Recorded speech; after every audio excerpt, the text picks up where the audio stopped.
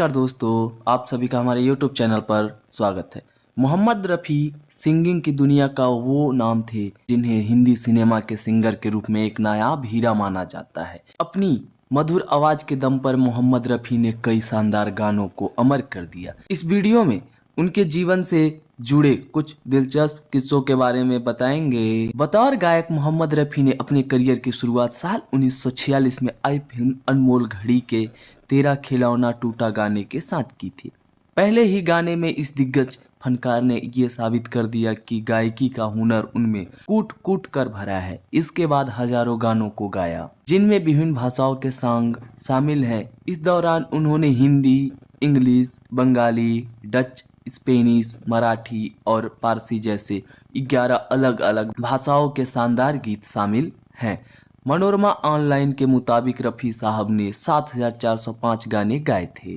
जिस तरह से मोहम्मद रफ़ी हिंदी सिनेमा के लीजेंड सिंगर रहे, ठीक उसी तरह एक गायक के तौर पर किशोर कुमार को भी वही दर्जा प्राप्त था।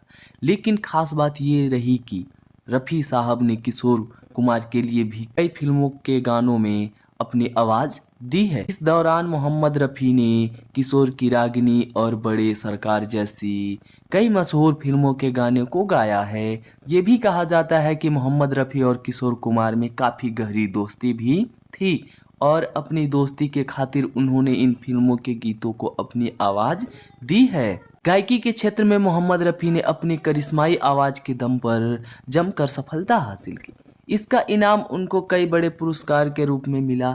साल 1977 में फिल्म हम किसी से कम नहीं के पॉपुलर सॉन्ग का क्या हुआ तेरा ये वादा के लिए मोहम्मद रफ़ी को राष्ट्रीय फिल्म पुरस्कार मिला। इतना ही नहीं, अपने करियर में 14वीं का चांद और तेरी प्यारी प्यारी सूरत जैसे गानों के लिए अलग अलग साल में कुल 6 फिल्म फेयर अवार्ड से भी उन्हें नवाजा गया। इसके अलावा साल 1967 में मोहम्मद रफ़ी साहब को भारत सरकार की तरफ से उनकी गायकी की जादूगरी को देखते हुए पद्म श्री पुरस्कार भी दिया गया। मोहम्मद रफ़ी के लिए गायकी सिर्फ उनका शौक नहीं था, बल्कि वह इसे अपने दिल और आत्मा के साथ फॉलो करते थे।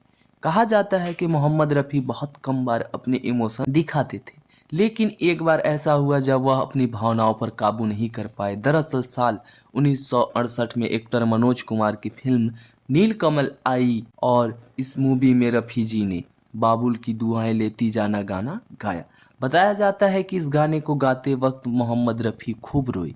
इसके पीछे की वजह ये रही कि इस गाने की रिकॉर्डिंग से एक दिन पहले उनकी बेटी की सगाई हुई थी और कुछ दिन बाद उसकी शादी होनी थी। ऐसे में एक पिता के तौर पर इस सॉन्ग को रिकॉर्ड करते वक्त मोहम्मद रफ़ी की भावनाओं का समंदर उमड़ पड़ा। सिंगर के इस गाने को आज भी फैंस सुनना पसंद करते हैं। अपने सिंगिंग करियर के दौरान मोहम्मद रफ़ी ने सबसे ज़्यादा गाने दिग्गज कलाकार सिमी कपूर के लिए गाए, जिनकी संख्या 190 थी। जॉनी वाकर साहब के लिए 129, शशि कपूर के लिए 100, देव आनंद के लिए 77 और दिलीप कुमार के लिए करीब 47 गानों को मोहम्मद रफ़ी ने अपनी मधुर आवाज़ दी। इन अभिनेताओं पर फिल्माए गए रफ़ी साहब के गाने फैंस के दिलों में आज भी बसे हुए हैं।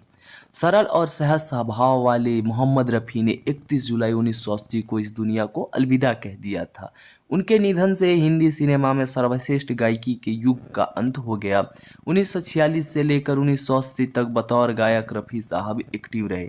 55 साल की उम्र में दिल की धड़कन रुकने की वजह से मोहम्मद रफ़ी का देहांत हो गया। रमज़ान के पावन महीने में इस लीजेंड सिंगर की मौत ने हर किसी को झकझोर के रख दिया। बताया जाता है कि उस दौरान उनकी अंतिम यात्रा में शामिल होने के लिए मुंबई की भारी बारिश के बीच 10,000 लोग सड़कों पर उतर आए थे और सुरों के फनकार को अंतिम विदाई दी थी। अपने निधन से कुछ घंटे पहले ही मोहम्मद रफ़ी ने गायकी की छाप छोड़ी। धर्मेंद्र और हेमा मालिनी की फिल्म आसपास के लिए मोहम्मद रफ़ी ने अंतिम बार गाने रिकॉर्ड किए थे।